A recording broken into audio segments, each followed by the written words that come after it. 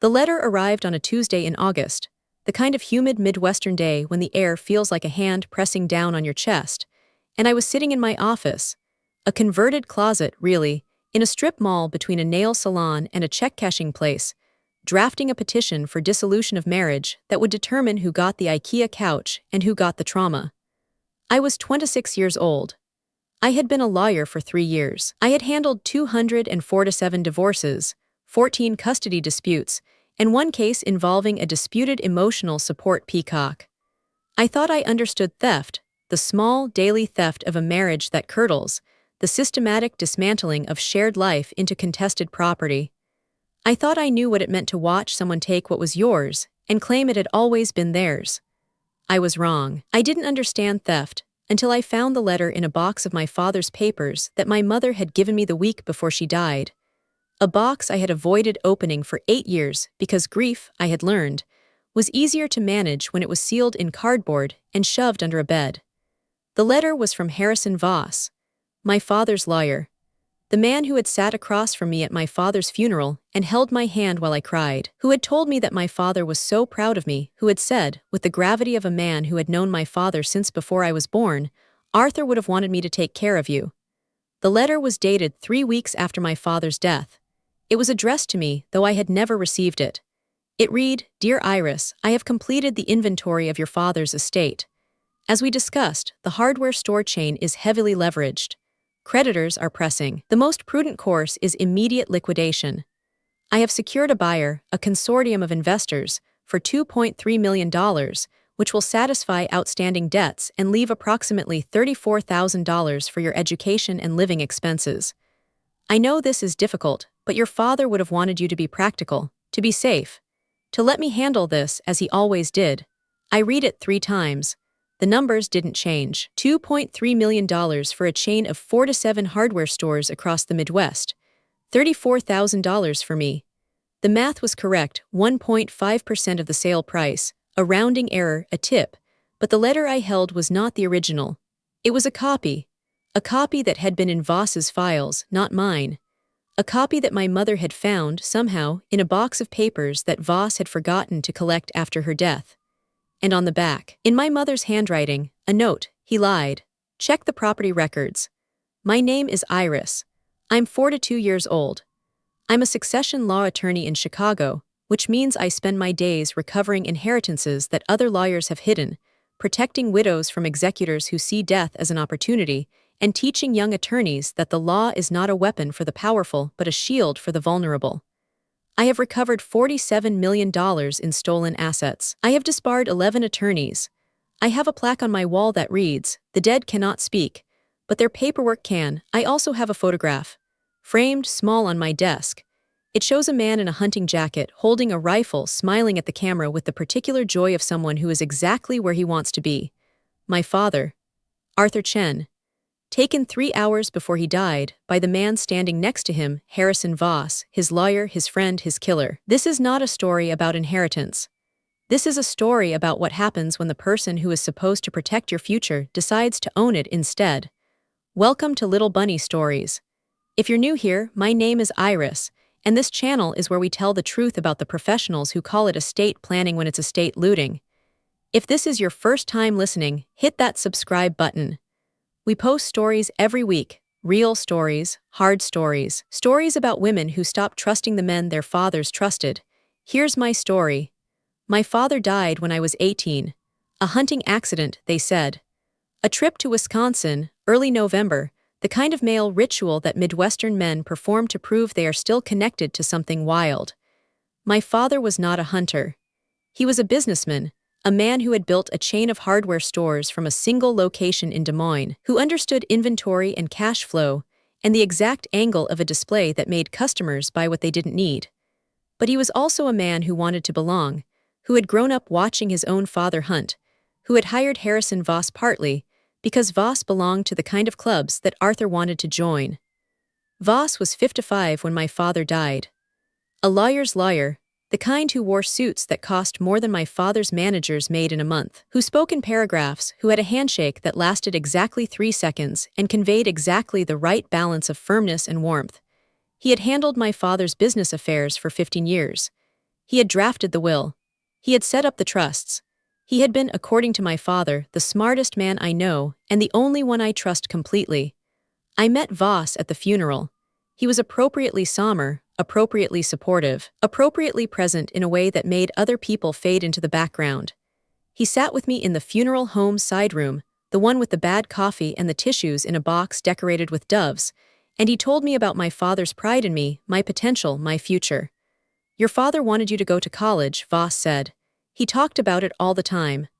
Iris is going to be a lawyer, he'd say. She's going to be someone. And he made provisions. Not as much as he would have wanted. The business, you understand, the business was everything but enough. Enough for school. Enough for a start. I was 18. I was grieving. I had just lost the only parent I had ever really known. My mother was present but distant. A woman who had married my father for stability and had spent their marriage finding ways to be elsewhere. Voss was the only adult who seemed to see me, who spoke to me like I was capable of understanding, who treated my grief as real rather than inconvenient. I signed the papers he gave me. I didn't read them carefully. I was too sad, too overwhelmed, too grateful that someone was handling the mess so I could focus on finishing high school and figuring out how to live in a world without my father. I signed the authorization to sell the business. I signed the release of claims. I signed the document that said I understood that $34,000 was the full extent of my inheritance and that I was satisfied with this amount. I was not satisfied, but I was compliant. I was the good daughter, the grateful orphan, the girl who didn't make trouble because trouble was what had killed her father and she didn't want any more of it. Voss sold the business. He paid the creditors. He gave me $34,000 in installments, carefully managed, with reports that I didn't understand and didn't question. I went to the state university. I studied pre-law. I became a lawyer, not the corporate kind, not the kind that Voss would have approved of, but a family lawyer, a divorce lawyer, someone who helped people dismantle their lives with slightly less damage than they would have suffered alone. I didn't think about Voss, not consciously. He was a figure from my grief, a helper, a benevolent ghost who had managed the transition from daughter of to orphan with a modest trust. I saw him once, at a bar event when I was 30, and he didn't recognize me, or pretended not to. He was 70 then, still imposing, still shaking hands with exactly the right pressure, still surrounded by younger lawyers who wanted to be him. I didn't approach him. I told myself it was professional distance. It was not. It was fear. The fear of a child who has learned not to question the adults who handle her money, her grief, her future. And then, at 38, I found the letter, and everything changed. I didn't go to the police. I knew even then that the statute of limitations for estate fraud in Illinois was 10 years. That 20 years had passed. That Voss was a judge emeritus now, a pillar of the legal community, a man who donated to judicial campaigns and sat on the boards of charities that helped orphans. That no one would believe a family lawyer with a strip mall office and a peacock case over a man who had been named Lawyer of the Year by the Bar Association 3 times. So I investigated. Myself. Quietly. Illegally at first, I accessed property records through a contact at the county clerk's office. I called former employees of my father's company who were now in their 70s and eager to talk about the good old days. I traced shell companies through databases that required credentials I didn't have and obtained through methods I didn't document. And I found the truth. The truth that Voss had hidden in plain sight, behind legal structures so complex that even I, a lawyer, needed weeks to unravel them. The hardware store chain had not been heavily leveraged. It had been profitable. 4 to 7 stores, $12 million in annual revenue, a brand that was recognized across the Midwest. Voss had sold it for $2.3 million, not to a consortium of investors, but to a shell company that he controlled through 3 layers of corporate entities. The $2.3 million had been transferred to accounts in the Cayman Islands, then moved again, until it disappeared into a web of transactions that would have required an international task force to trace. The creditors had been paid in full from the company's operating accounts, which Voss had also controlled. The $34,000 he gave me was, literally, the change left in a drawer. Less than 0.3% of what I should have inherited. But there was more. The property records showed that Voss had purchased a hunting lodge in Wisconsin 6 months before my father's death, the same lodge where the accident occurred. The sheriff's report, which I obtained through a contact in the Wisconsin State Police, listed the death as accidental discharge of firearm during hunting expedition. But the forensics, detailed in a supplemental report that had never been filed officially, showed that the rifle that killed my father had been fired from an angle that suggested it was not in his hands. That Voss's fingerprints were on the weapon. That Voss was the only other person present. And there was the insurance. A $5 million life insurance policy that my father had taken out 5 years before his death, naming Voss as the trustee of the payout. Voss had collected it within weeks of the accident.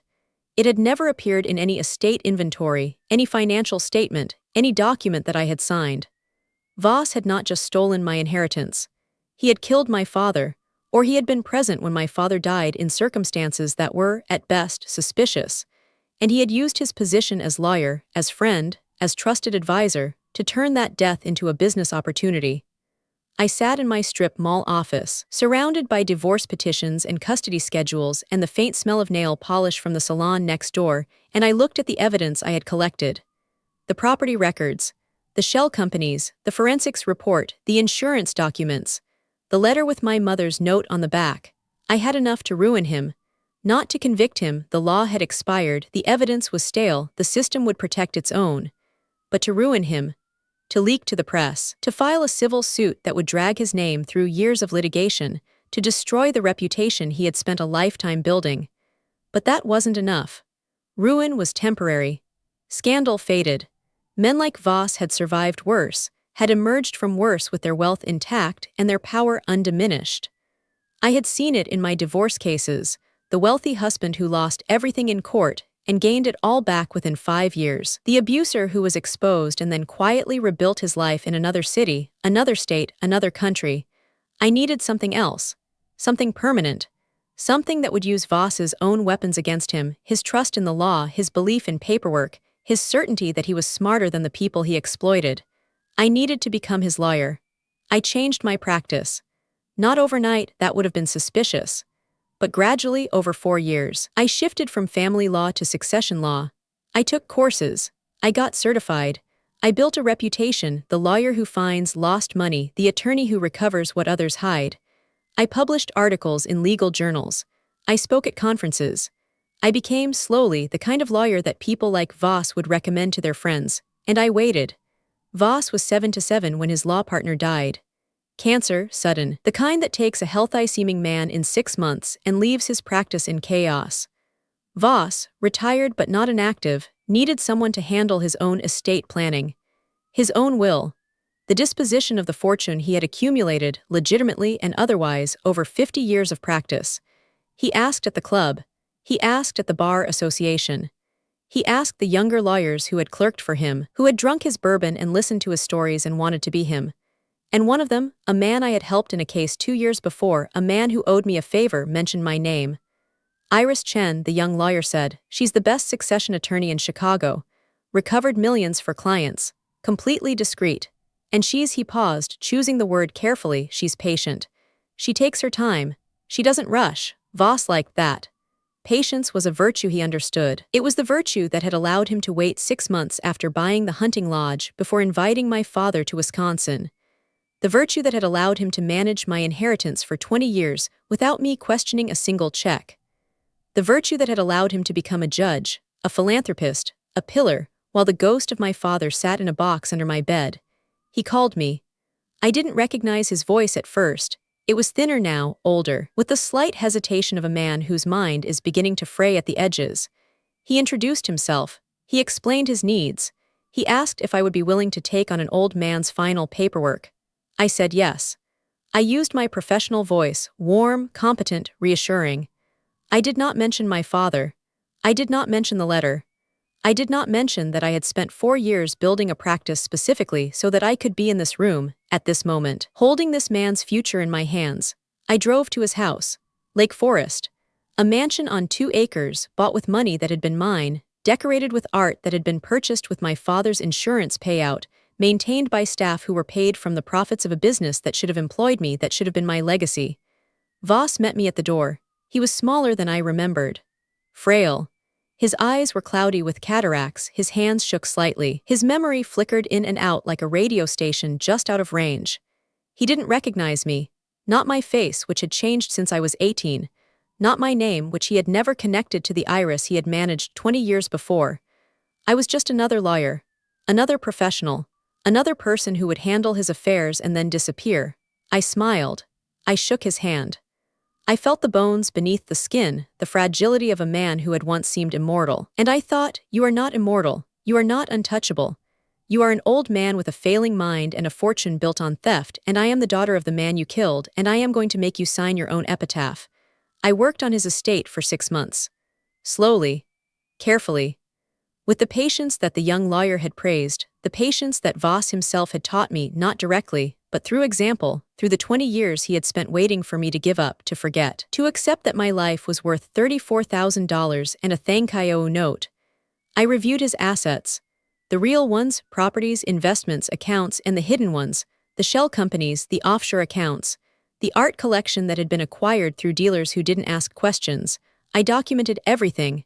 Not for court, I had given up on courts, but for the plan. The plan was simple. Voss wanted to die in peace. He wanted his legacy preserved. He wanted his name on buildings, on scholarships, on the kind of permanent memorials that outlast memory. And I would give him exactly what he wanted. I would build him a legacy so permanent, so public, so inescapable that it would become the instrument of his exposure. I drafted a new will. Not the simple document his partner had prepared, a straightforward distribution to charities and distant relatives, but a complex, elaborate, legally impeccable testament that reflected Voss's values and commitment to justice. The Lake Forest mansion would be donated to the Iris Chen Foundation for Legal Transparency, a foundation I had established, named after myself, funded with the initial recovery from Voss's own hidden accounts. The foundation's mission: to investigate and expose estate fraud, to support victims of predatory trustees, to educate young lawyers about the ethics of succession law. The offshore accounts, which I discovered during my review and which Voss, in his confusion, confirmed were just old investments, nothing important, would be transferred to the heirs of his victims. Not all of them, some had died, some had disappeared, some could not be found. But enough. Enough to send letters, to make phone calls, to start conversations that would ripple outward like stones in a pond. The art collection would be auctioned. The proceeds would fund a scholarship at my alma mater, the State University, not Yale, the place where I had learned to be a lawyer without the privilege that Voss had stolen from me. The scholarship would be for first-generation law students who wanted to practice succession law ethically. The recipients would be required to intern at the foundation, to learn my story, to understand that the law is not a weapon but a promise, and that promises broken must be repaired. And Voss himself, his body, his funeral, his name, would be donated to the foundation. Not literally, I couldn't legally claim his corpse, but figuratively. His name would appear on a plaque at the foundation's entrance.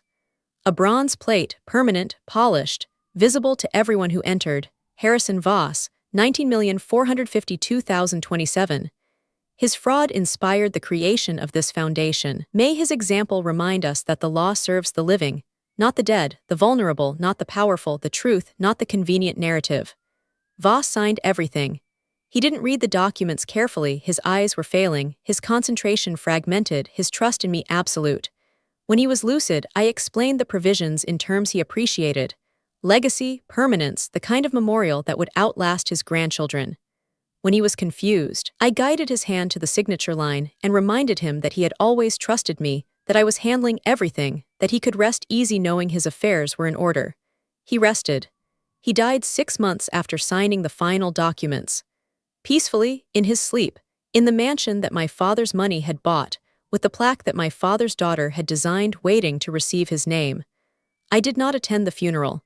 I had already attended my father's funeral 20 years before, and I had no grief left for the man who had caused it. I was at the foundation's office when the news came. I hung up the phone.